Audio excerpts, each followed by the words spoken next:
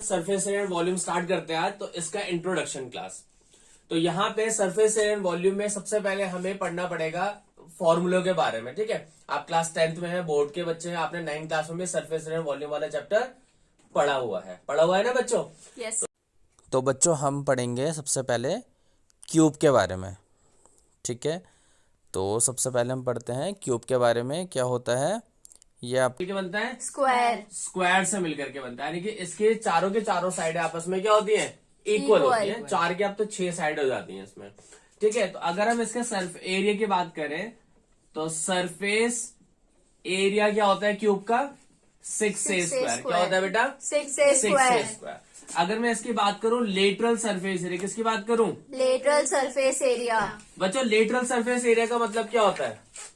Lateral surface area का मतलब क्या होता है? जब देखो सरफेस एरिया की बात कर रहा मैं, यानी कि टोटल सरफेस एरिया है क्यूब का।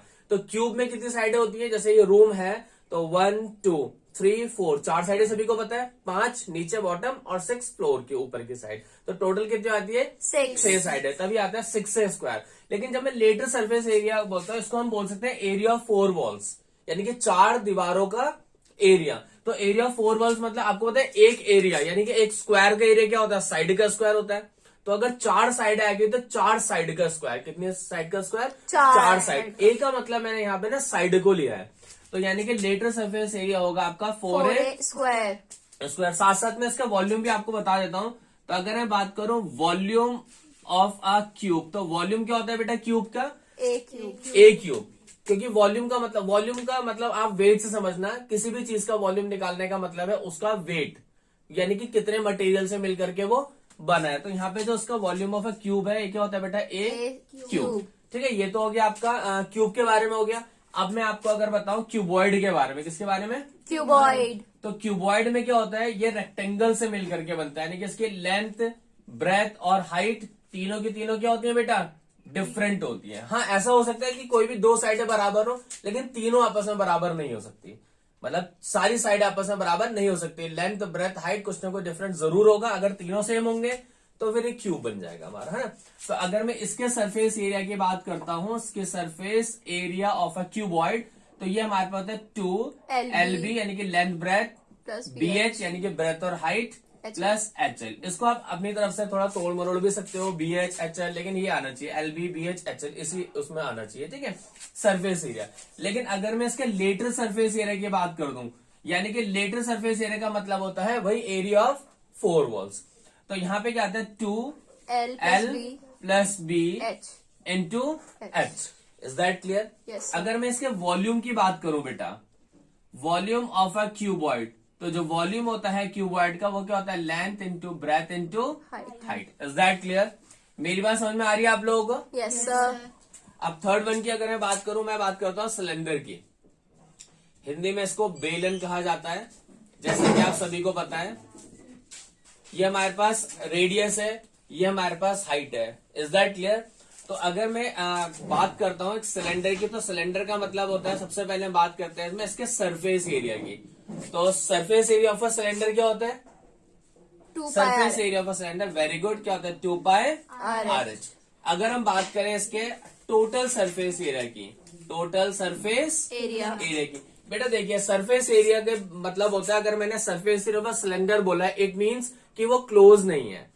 ठीक है, वो राउंड में है, वो क्लोज नहीं है, ऐसे कि कोई ड्रम है। ठीक है, क्लोज नहीं है, ओपन है दोनों तरफ से, तो surface area of a cylinder. लेकिन जब मैं टोटल की बात करूंगा तो इट मीन्स वो क्लोज्ड है। क्या है वो? क्लोज का मतलब होता है इसका area 2πR plus H। Very good. और अगर मैं इसके वॉल्यूम की बात करूं, किसकी बात करूं? वॉल्यूम। तो वॉल्यूम का मतलब क्या होता है? इस सिलेंडर का वेट जो भी है, जितने भी उससे मिलकर बना है ये, तो वॉल्यूम का मतलब क्या होता है? πR square H। Is that clear? Yes sir. बच्चों जैसे कि आप लोगों को पता है और मैंने पहले भी बताया था, जैसे सपोज टू बी वॉल्यूम और एरिया में आपको डिफरेंस हो, तो जैसे सपोज टू बी मार्कर है मार्कर, तो इसका मतलब है कि अगर मैं इसका एरिया करूं तो आप इसको पेंट से थोड़ा सा इजी रहेगा। एग्जांपल दूं मैं, आप इसमें पेंट करते हो तो जितना एरिया में पेंट होता है इट मीन्स का surface area. Is that clear? Yes, लेकिन अगर मैं इसको पिघला करके बहुत बड़ा सा कुछ बना दूं, है ना, बीच में से खोखला कर दूं और बहुत बड़ी सी कोई चीज बना दूं, पिघला करके तो पतला करके बना ही सकते हैं किसी भी चीज को। तो जब पिघलाते हैं चीज को तो वेट अगर इसका 10 ग्राम है तो पिघलाने के बाद भी इसका वेट 10 ग्राम ही रहेगा। तो वॉल्यूम नेवर चेंज, वॉल्यूम कभी चेंज नहीं होता, बट एरिया अब ये जब बड़ा हो जाएगा तो एरिया तो ज्यादा ऑक्यूपाई करेगा, तो एरिया ज्यादा ऑक्यूपाई, एरिया चेंज हो सकता है पिघलाने के बाद, मेल्ट करने के बाद, बट कभी भी मेल्ट करने के बाद वॉल्यूम चेंज नहीं होगा। Is that clear? Yes, sir. अच्छा, ये आपके पास हो गया क्यूब, ये हो गया क्यूबॉइड और ये क्या हो गया Cylinder. सिलेंडर। तो यहाँ पे लिख देता हूं मैं क्यूब और यहाँ पे क्यूबॉइड और यहाँ पे सिलेंडर। सिलेंडर। अब हम बात करते हैं उसके बाद किसकी बात करते हैं? स्फीयर की। Sphere. किसकी बात करते हैं बेटा? स्पेयर। स्फीयर का मतलब होता है गोला, जो गोल होता है, इसमें हाइट नहीं होती, इसमें केवल Radius. रेडियस ही होता है। क्या होता है बेटा इसमें? केवल रेडियस। अगर मैं इसकी बात करूं तो यहाँ पे सरफेस एरिया क्या होता है बेटा?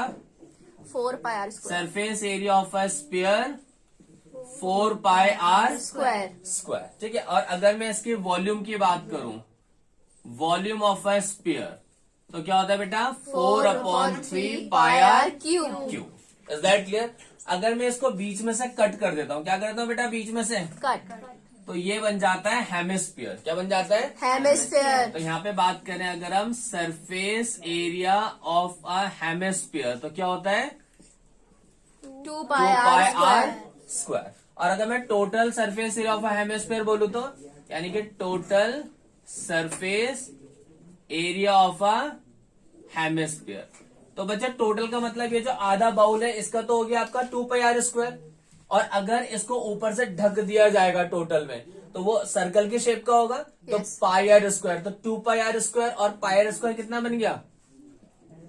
3 pi are square. Is that clear? Yes. और अगर मैं बात करूं वॉल्यूम की, वॉल्यूम ऑफ अ हेमिस्फीयर, तो वॉल्यूम ऑफ अ हेमिस्फीयर क्या होता है? 2/3 पाई आर क्यूब। क्यूब।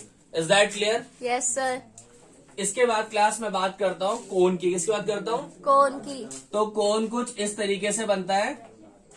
ये रहा आपका cone, that is radius, height and slant height. ये क्या होती है बेटा? Slant height. Slant height. Is that clear? Yes, तो sir. अगर मैं इसके एरिया की बात करूं, सरफेस एरिया, कौन सा एरिया बेटा? Surface area. Pi r l होता है। क्या होता है? Pi r l. और अगर मैं बात करूं टोटल सरफेस एरिया, तो क्या होगा बेटा?